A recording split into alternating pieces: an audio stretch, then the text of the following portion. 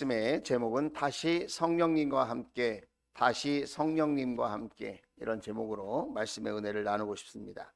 오늘도 말씀을 들을 때 깨닫는 은혜가 저와 여러분에게 있었으면 좋겠고, 그 깨닫는 말씀을 붙들고 한 주간 동안 실천하다가 이 말씀 속에 담겨져 있는 은혜와 축복을 경험할 수 있게 되기를 주의 이름으로 축복합니다. 할렐루야. 자, 이제 저를 보시면 좋겠습니다. 자, 교회마다 성령님에 대해서 얘기하지 않는 교회는 없습니다. 그리고 신앙생활을 한 1, 2년 했다 하면 다 성령님에 대해서 각자 경험한 바가 있고, 또 성령님은 이런 분이야 저런 분이야 이렇게 말씀하곤 합니다. 우리 가운데도 아마 성령님에 대해서 처음 들어보시는 분은 없을 거라고 생각합니다. 특별히 오늘 이 시간에는 이렇게 각자가 알고 있는 자기 주관적인, 자기가 체험한 성령님을 뛰어넘어서 또 제한적으로 알고 있는, 나의 지식으로만 알고 있는 그 성령님을 뛰어넘어서 성경이 성령님에 대해서 무엇이라고 말하고 있는가, 거기에 대해서 우리가 함께 은혜를 나누면서 이 시간 기도 제목 삼았으면 참 좋겠다, 그런 생각을 해봅니다. 성령님에 대해서 교리적으로 신학적으로 이렇게 이야기하기도 하고, 또 이렇게 체험적으로 성령님에 대해서 이야기를 많이 하기도 하는데, 오늘 우리는 성경에서 말하는 성령님에 대한 세 가지 이미지를 떠올리면서 그 성령님을 우리 마음속에, 우리 인생 속에 이렇게 함께 모셔드리면서 다시 성령님과 함께 이렇게 달려가는 복된 인생들이 됐으면 참 좋겠습니다. 우리가 그런 꿈을 가지고 이 말씀을 들으시면 좋은 일이 일어날 줄로 믿습니다. 자, 첫째는 성령님이 어떤 이미지가 있냐면 바람으로서의 성령님입니다. 바람으로서의 성령님, 바람과 같은 성령님, 이렇게 우리가 생각하면 좋겠습니다. 성령님에 대한 히브리 언어는 르하흐입니다. 그러니까 헬라어로는, 그리스어로는 푸뉴마라고 해요. 같은 뜻이거든요. 그런데 거기에 어떤 의미가 있냐면 바람이라는 의미가 있는 거예요. 바람이라는 의미. 그러니까 바람 그러면 어떤 특징이 있겠습니까? 어디서 와서 어디로 가는지 몰라요. 바람 소리는 들을 수 있는데 바람을 볼 수는 없어요.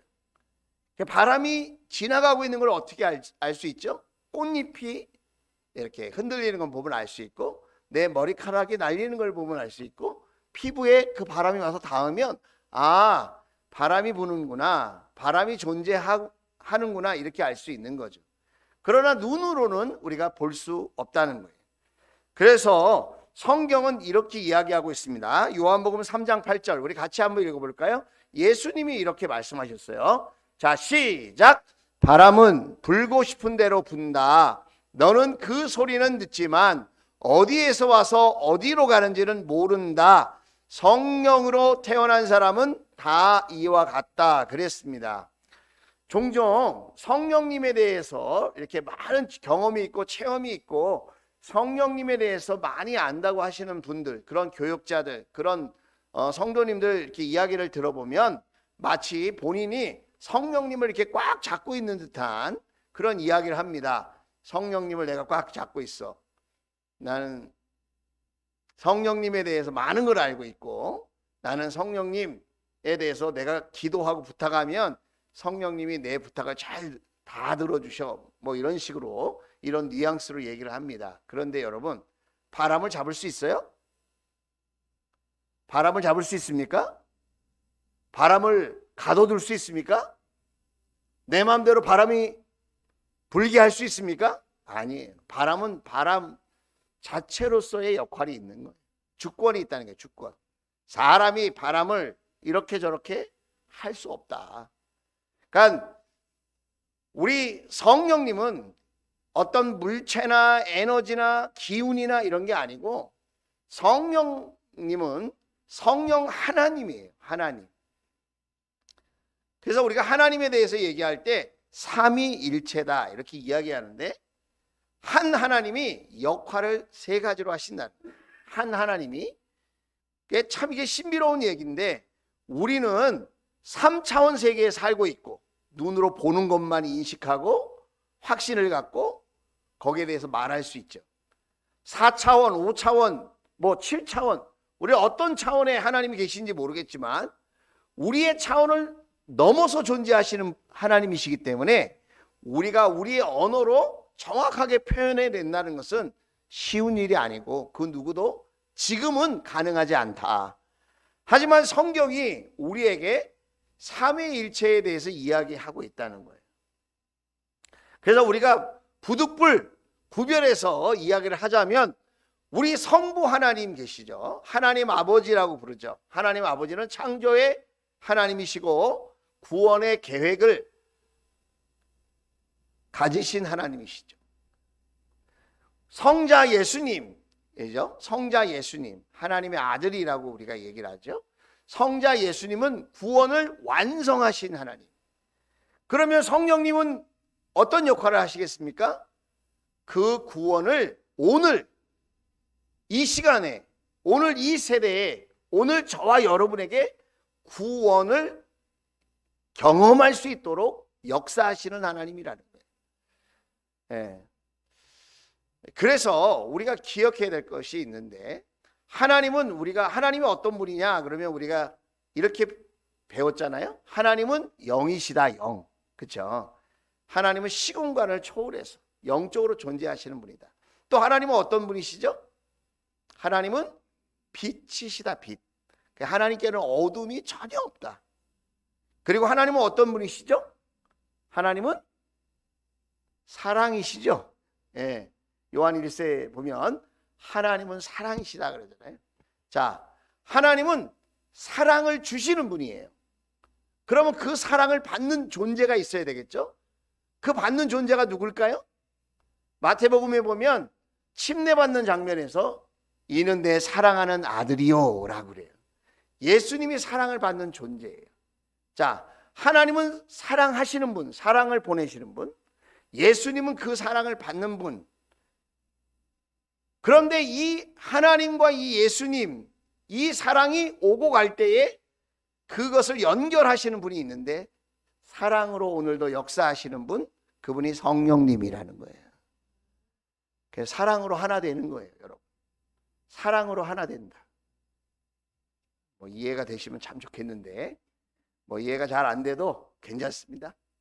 예. 아무튼 성령님도 하나님이시다. 그걸 우리가 기억하면 좋겠고, 그 성령님의 첫 번째 이미지가 뭐라고요? 바람 같은 성령님, 바람으로서의 성령님이라는 거예요.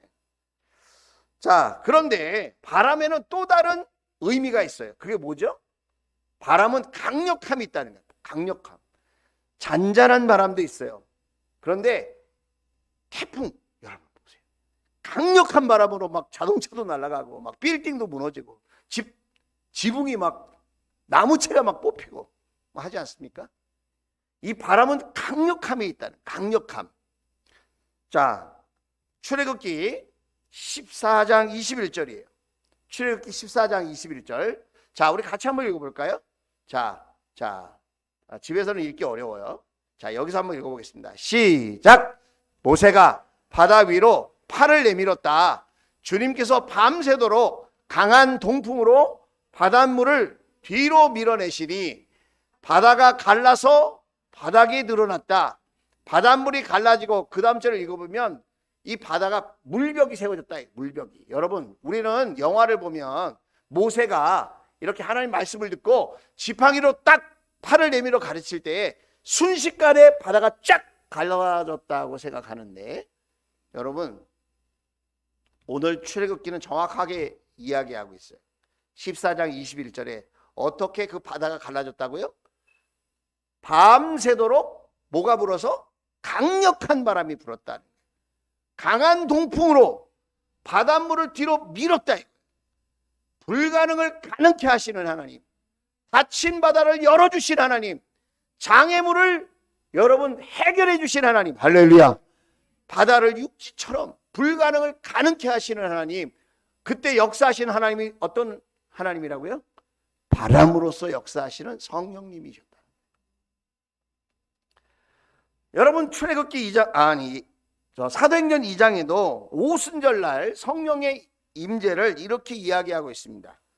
사도행전 2장 1절 같이 한번 읽어볼까요? 시작. 오순절이 되어서 그들은 모두 한 곳에 모여 있었다. 2절 같이 읽습니다. 시작. 그때에 갑자기 하늘에서 새 찬바람이 부는 듯한 소리가 나더니 그들이 앉아있는 온 집안을 가득 채웠다. 할렐루야.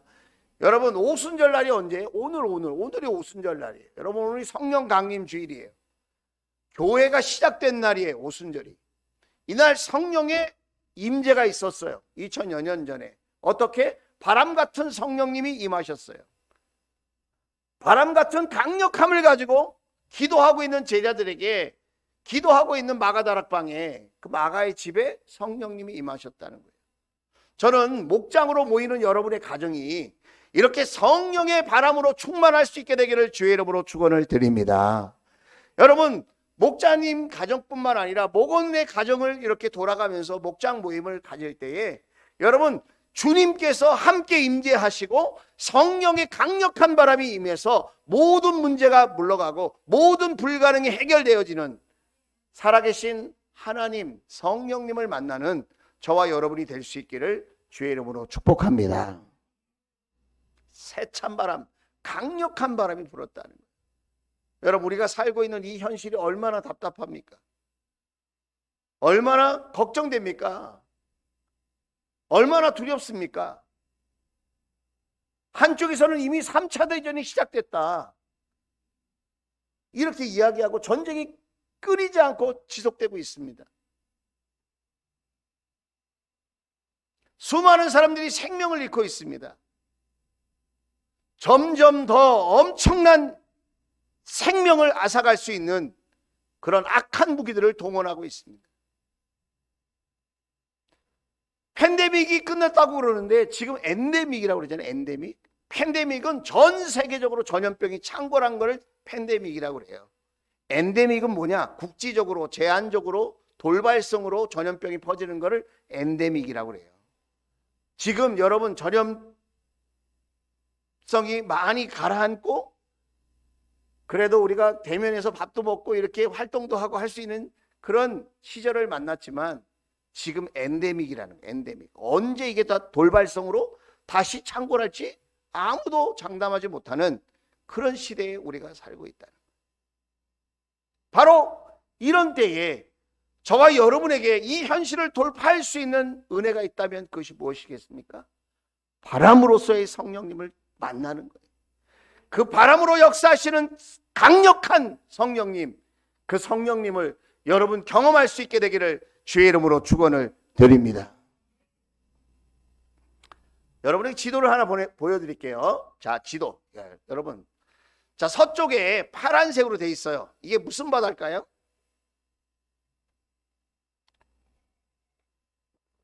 이 바다의 이름은 무엇일까요? 자, 가운데에 이렇게 강원도만한 땅 가운데에 북쪽에 이렇게 호수가 하나 있어요. 이 호수는 무슨 호수라고 그러죠? 갈릴리 호수라고 그러죠. 북쪽에 사해가 있다 그러면 큰일 납니다. 북쪽에 갈릴리 바다라고도 하고 갈릴리 호수라고도 하는 호수가 있고, 그 다음에 이게 협곡으로 쭉 물줄기가 보이죠? 요단강이 쭉 내려와요.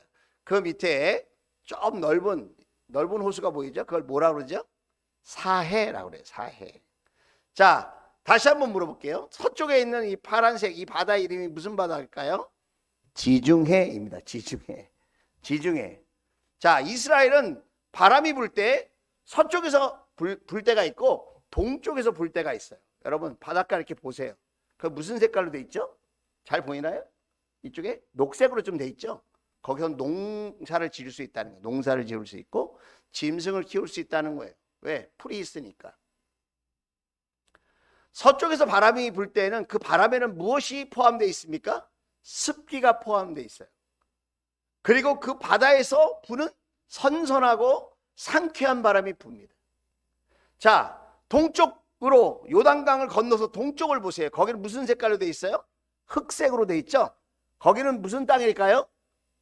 모래, 사막, 광야, 그런 땅이에요. 자, 동쪽에서 바람이 불어요. 그러면 어떤 바람이 불까요?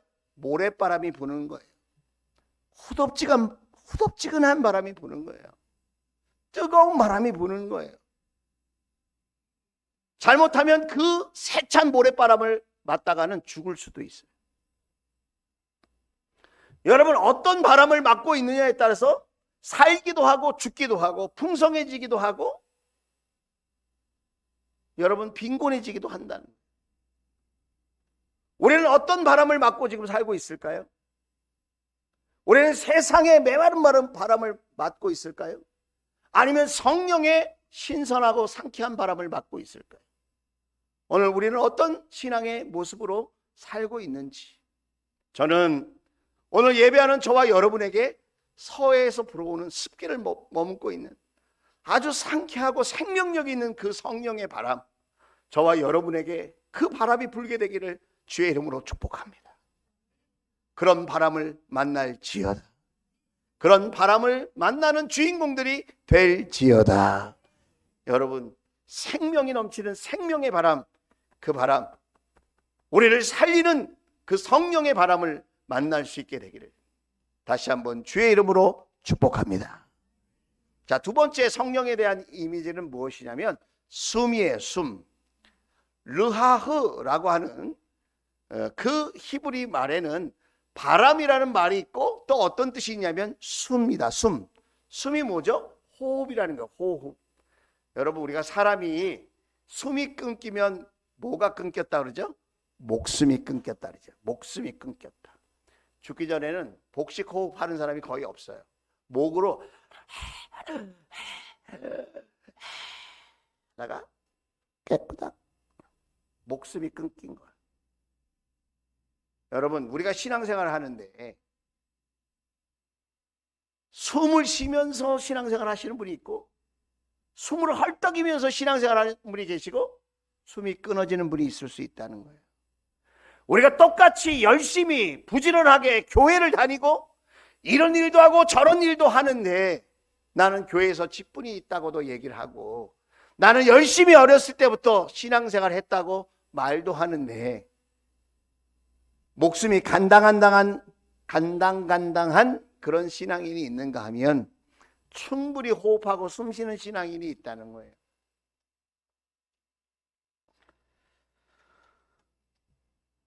창세기 2장 7절입니다. 창세기 2장 7절 우리 성경을 같이 보시면서 함께 합독하시겠습니다. 시작. 주 하나님의 땅의 흙으로 사람을 지으시고 그 코에 생명의 기운을 불어넣으시니 사람이 생명체가 되었다. 인류 최초의 사람 누구죠? 아담. 아담을 어떻게 지으셨다고 그래요? 흙으로 사람을 지으시고 그 코에 생명의 기운, 그게 르하흐예요. 르하흐. 생기, 호흡을 불어넣으셨다. 하나님의 호흡. 하나님의 호흡을 불어넣었어요. 그래서 어떻게 해요?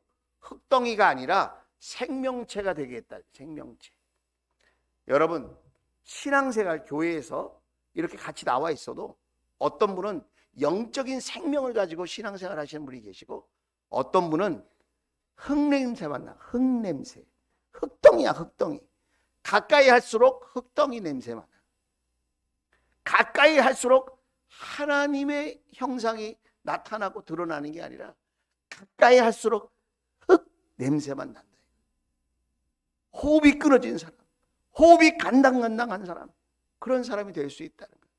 여러분, 아담은 어떻게 됐습니까? 이렇게 하나님의 숨을 공급받았음에도 불구하고 아담은 하나님을 떠났습니다. 불순종했습니다. 죄를 지었습니다.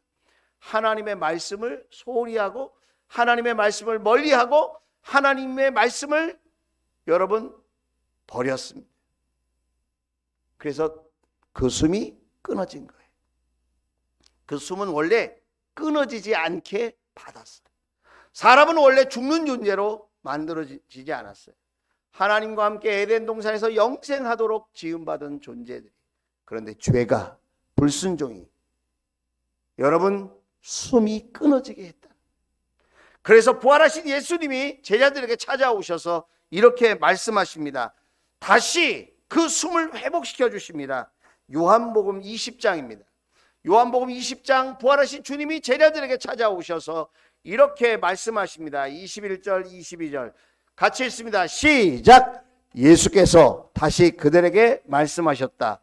너희에게 평화가 있기를 빈다. 아버지께서 나를 보내신 것 같이 나도 너희를 보낸다. 22절 이렇게 말씀하신 다음에 그들에게 자, 숨을 불어 넣으시고 하시는 말씀이 뭐예요? 성령을 받으라는 거예요. 성령을 받으라. 여러분 성령을 받는 것이 다시 한번 하나님의 생기, 하나님의 호흡을 우리가 얻게 되는 거라니까. 얻게 되는 거. 세상의 동기로 신앙생활하는, 육신의 동기만을 찾아 신앙생활하는, 사람의 인정에 목말리고 세상의 성공만을 바라보는 우리들 아닙니까?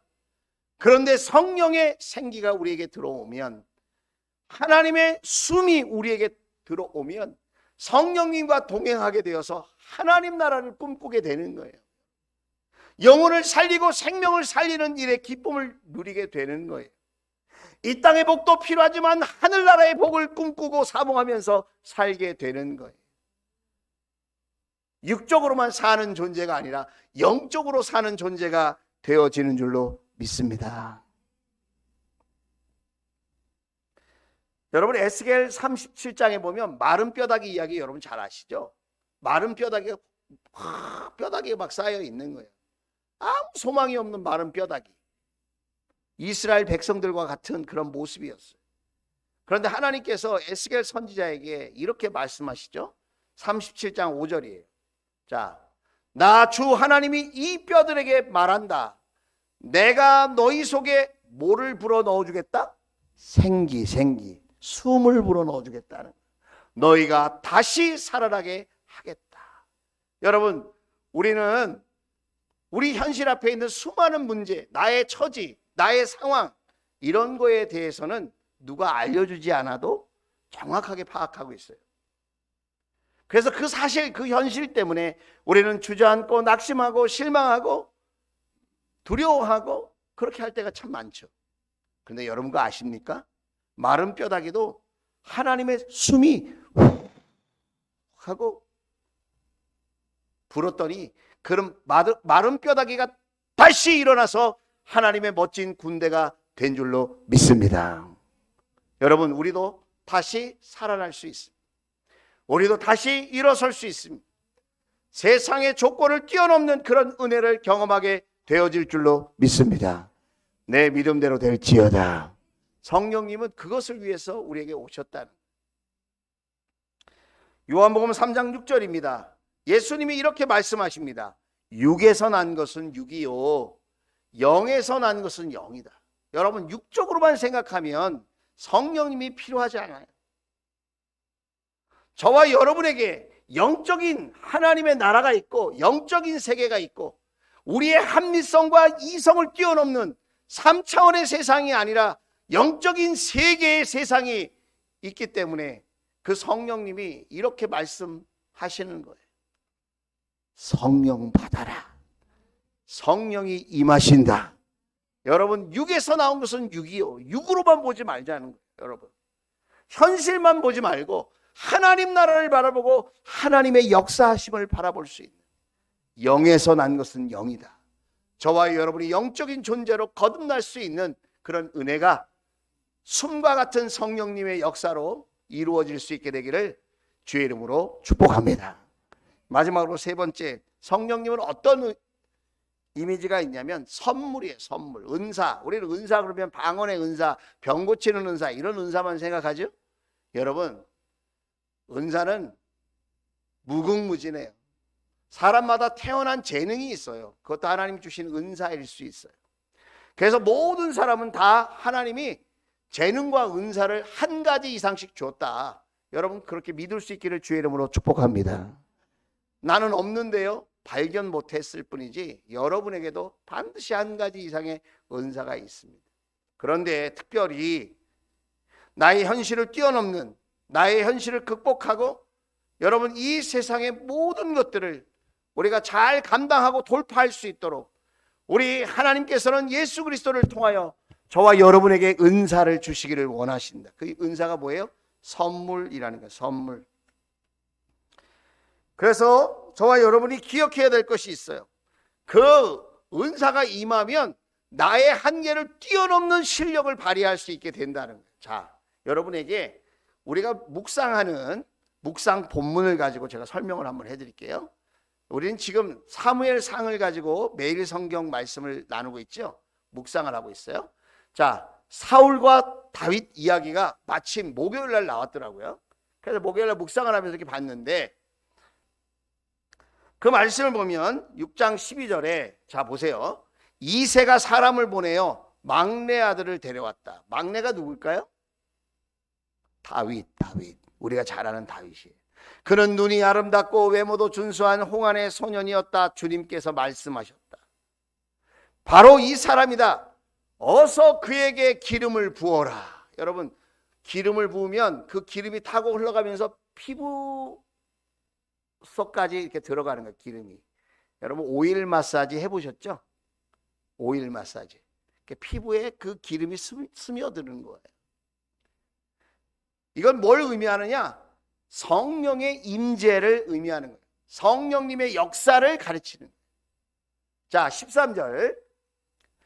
사무엘이 기름이 담긴 뿔병을 들고 그의 형들이 둘러선 가운데 다윗에게 기름을 부었다. 그 형제들, 그 가족이 다 보는 데서 막내 아들 다윗에게 성령의 기름을 부었다는. 그러자 어떤 일이 일어났어요? 주의 영이, 주님의 영이, 성령님이 그날부터 계속 다윗을 감동시켰다. 감동시켰다. 여러분, 성령님이 선물로 임하니까 성령의 은사가 임했어요. 아시죠? 여러분, 다윗이 하프를 타서 다윗이 찬양을 하며 귀신이 쫓겨나가는. 여러분, 저와 여러분에게도 그런 은혜가 있을지어다. 예, 아멘 하신 분에게 그런 은혜가 있기를 소원합니다. 할렐루야. 어둠의 영이 떠나갈지어다. 막 질병이 치료받게 될지어다. 예. 자, 14절 말씀 보세요. 자, 사울에게서는, 사울, 이스라엘의 초대 왕이었던 사울 왕에게서는 주님의 영이 떠났고, 주님의 영이 떠난 사람의 특징이 뭐예요? 악한 영이 찾아온다는 거예요. 에이, 성령 안 받아도 괜찮아. 여러분, 성령을 받아야 돼요. 성령을 받지 않으면, 성령님이 떠나가시면 그때부터 악한 영이 찾아온다니까요. 악한 영이 괴롭히는 거예요. 다윗의 찬양이 아니고는 편하게 잠을 자지 못하는 사울 왕이 되었어요. 왜 이런 일이 일어났습니까? 사울 왕이 하나님의 말씀을 멀리했어요. 하나님의 말씀을 떠났어요. 여러분, 하나님의 말씀을 꼭 붙들 수 있기를. 하나님의 말씀을 붙드는 것이 내게 유익이다. 하나님 말씀에 순종하는 것이 내게 축복이다. 하나님 말씀을 내가 붙들고 순종하려고 할 때 성령님의 놀라운 선물이 우리에게 부어지게 될 줄로 믿습니다. 우리를 괴롭히려고 하는 게 아니에요. 하나님 말씀에 순종하는 것이 손해보는 일이 아니다. 오늘 저와 여러분에게 선물로서의 성령님이 찾아오셔서 놀라운 일을 행할 수 있게 되기를 주의 이름으로 축원을 드립니다. 요엘서 2장 28절 29절이에요. 자, 요엘서. 그런 다음에 내가 모든 사람에게 나의 영을 부어주겠다. 너희의 아들 딸은 예언을 하고 노인들은 꿈을 꾸고 젊은이들은 환상을 볼 것이다. 29절. 그때가 되면 종들에게까지도 남녀를 가리지 않고 나의 영을 부어주겠다 그랬습니다. 여러분, 우리는 이게 별 감동이 없을 거예요. 그러나 이스라엘 문화로 보면 여러분, 여자는 사람의 숫자에 들어가지 못했어요. 여자는 남자의 부속품이에요. 그런데 성령님이 임하시면 어떤 일이 일어난다고요? 남자 여자를 가리지 않는다. 상전과 종도 가리지 않는다. 나이도 가리지 않는다.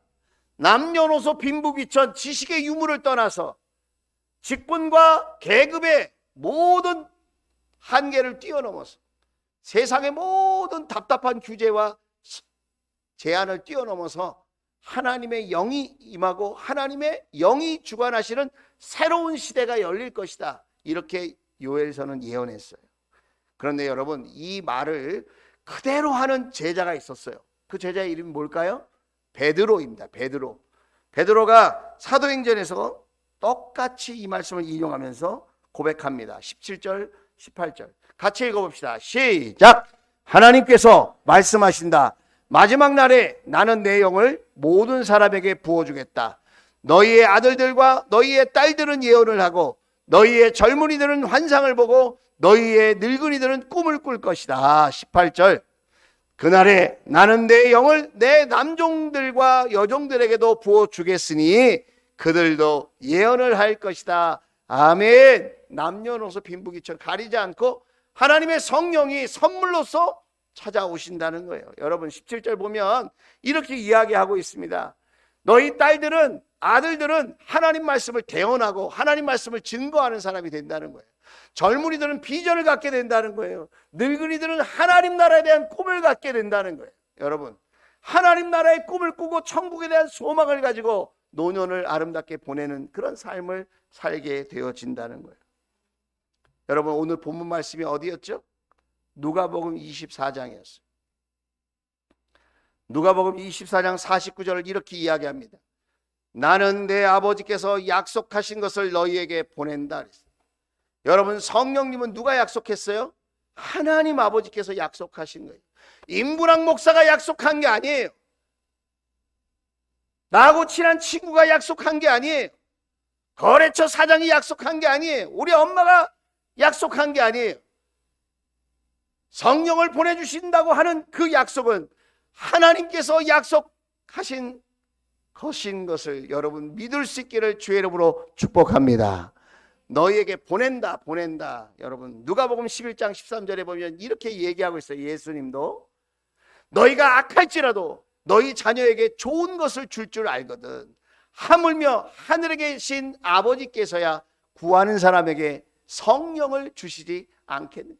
바람 같은 성령님, 숨과 같은 성령님, 선물 같은 성령님을 주실 줄로 믿습니다. 여러분 이 약속을 믿어보세요. 이 약속을 함께 믿을 수 있기를 주의 이름으로 축원을 드립니다. 다시 24절로 돌아가 볼게요. 여러분 약속하신 성령을 위해서 어떻게 하라는 거예요? 24절 그러므로 너희는 위로부터 오는 능력을 그랬어요. 위로부터 임하는 우리는 위로부터 오는 능력 원하지 않아. 땅으로부터 오는 능력 원해. 돈이 많이 왔으면 좋겠어. 이 땅도 저 땅도 다 내 거였으면 좋겠어. 이 사람 저 사람이 나를 인정해주고 나를 떠받들어줬으면 좋겠어요. 우리는 위로부터 오는 능력보다는 땅으로부터 오는 능력을 더 사모하는 사람들 아닙니까? 어쩌면 우리가 먼저 구해야 될 능력을 잃어버리고 있는 것은 아닐까요? 여러분 땅의 능력도 필요해요. 여러분 많이 가질 수 있기를 그 능력도 여러분에게 충만히 임할 수 있게 되기를 주의 이름으로 축원을 드립니다. 그런데 여러분 뭐부터 받아야 돼요? 위로부터 오는 제한 없는 능력을 받아야 돼요. 이 땅으로부터 얻는 능력은 사람마다 다 그릇이 있는 것 같아요. 제가 볼 때는.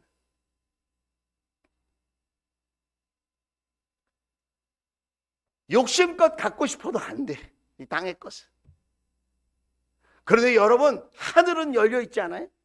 동서사방이 다 막혀 있어도 하늘은 열려 있지 않습니까? 위로부터 오는 그 능력, 하나님이 주시겠다고 약속하신 그 성령의 능력을, 바람 같은 그 성령의 능력, 생명을 살리는 호흡하는 숨과 같은 능력, 우리의 현실을 돌파하고 뛰어넘게 하는 그 선물 같은 성령의 능력, 그 성령님을 여러분 구하고 찾을 수 있게 되기를 주의 이름으로 축원을 드립니다.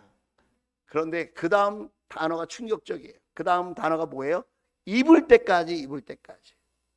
여러분 교회 안에서 신앙생활 하는데 벌거벗은 사람이 있다는 거예요. 그리고 옷을 입은 사람이 있다는 거예요. 제가 이 옷을 하나 벗어볼게요. 겉옷을 벗었어요. 자, 벗어볼게요. 자, 하나 더 벗을까요? 말도 안 하는 거 봐. 오늘 일부 때는 제발 그러지 말라고 그러시더라고. 오늘 집사님이. 예. 여러분 옷을 입어야 되잖아요.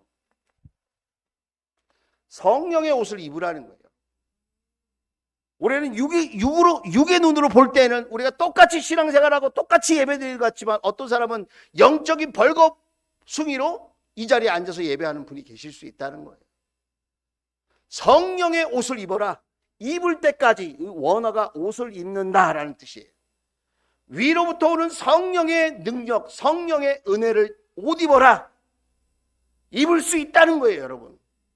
남녀노소 가리지 않는다는 거예요. 교회를 오래 다녔든지 이제 막 다녔든지 그게 중요하지 않다. 누구든지 그 약속을 붙들고 기다리면 그 옷을 입는다. 그것을 위해서 어떻게 하라는 거예요? 이 성에 머물러 있어라. 이 성은 어떤 성이에요? 예배하는 곳. 예루살렘 성이에요. 예배하는 곳. 저는 지난 우리 컨퍼런스 하느냐고 횡성에 다녀왔어요. 그리고 2주 전에는 우리 교회에서 평신도 세미나를 주최했어요. 많은 분들이 같이 섬기고 기도하고 수고하고 애써서 23분의 천사님들을 잘 섬겼어요. 그리고 저는 1박 2일의 멘토 모임을 또 강원도로 다녀왔어요. 제가 다녀오면서 이 성령 강림 주일날 우리 성도님들과 어떤 말씀을 전할까 제가 기도했어요. 제 마음속에 이 말씀이 떠올랐습니다. 여러분, 우리는 아침 일찍부터 저녁 늦게까지 얼마나 많이 수고합니까? 아니, 우리 어르신들은 그동안 얼마나 많은 수고를 하시면서 인생을 살아오셨습니까? 우리 젊은이들은 정말 얼마나 많은 수고를 앞으로 하면서 살아야 될까요? 정말 한 분 한 분 안아드리고 싶고 한 분 한 분 축복해드리고 싶어요. 그런데 여러분 그거 아십니까? 성령의 능력을 힘입지 않고는 도저히 살 수 없는 더 어렵고 어둡고 험난한 시대가 되었다는 게 지금. 저는 꿈을 꿉니다. 다시 성령님과 함께 약속하신 그 성령님을 붙들고 우리가 함께 달려나갈 수 있는 우리 주원 가족들이 되었으면 참 좋겠어요. 6월달이 됐습니다. 오늘이 성령 강림 주일입니다. 이미 성령님을 받으신 분도 계시고 경험하신 분도 계시고 이미 체험하신 분들도 계실 거예요. 그러나 그것이 전부라고 생각하지 마세요. 6월 다시 성령님과 함께 구원과 회복을 노래하며 우리가 성령님 때문에 행복한 인생이 되었으면 참 좋겠습니다. 주님의 약속을 기다려 봅시다. 주님의 약속을 기다리면서 우리 함께 기도해 봅시다. 구호를 외치는 그런 기도 말고 정말 내 가슴 속에 하나님 앞에 약속을 붙들고 엎드려야 되겠다. 내가 우리 가정을 위해서, 우리 목장 식구들을 위해서, 우리 교회를 위해서, 하나님 나라를 위해서, 6월 이 나라 이 민족을 위해서, 전 세계를 위해서 내가 한번 하나님의 약속을 붙들고 그 성령의 바람을 꿈꾸고 호흡으로서의 성령님을 꿈꾸고 선물로서 찾아오시는 그 성령님을 가슴에 품고 내가 기도의 자리를 한번 지켜보겠다. 저는 확신합니다. 열릴 줄로 믿습니다. 일어서게 될 줄로 믿습니다. 한계를 돌파하고 승리하게 될 줄로 믿습니다. 성령님과 함께라면, 성령님과 함께하면 우리가 기대하는 것 그 이상의 더 좋은 일이 여러분, 저와 여러분에게 경험되어질 줄로 믿습니다. 그런 은혜가 있을지어다. 한번 따라서 하실까요? 다시 성령님과 함께. 이 그림 한번 보여드리고 마칠게요. 자, 제가 좋아하는 그림이에요. 우리가 내 인생의 항해를 잘 하고 있다고 생각해요. 내가 오른쪽으로 틀 수도 있고 왼쪽으로 틀 수도 있고 내가 앞으로 전진할 수도 있고 내가 빨리 갈 수도 있고 늦게 갈 수도 있고 내가 선택하며 산다고 생각해요. 여러분 아니에요. 여러분 아니에요. 성경은 아니라고 얘기하고 있어요. 저는 진심으로 믿어요. 눈에 보이지 않는 성령 하나님이 오늘 저와 여러분의 배후에서 등 뒤에서 나를 붙잡고 우리 가정을 붙들고 우리 교회를 붙들고 이 나라 이 민족을 붙들고 있는 줄로 믿습니다. 다시 성령님과 함께 일어설 수 있는 그 약속을 믿고 달려갈 수 있는 우리 주원가족 모두가 될 수 있기를 주의 이름으로 축복합니다. 기도하겠습니다.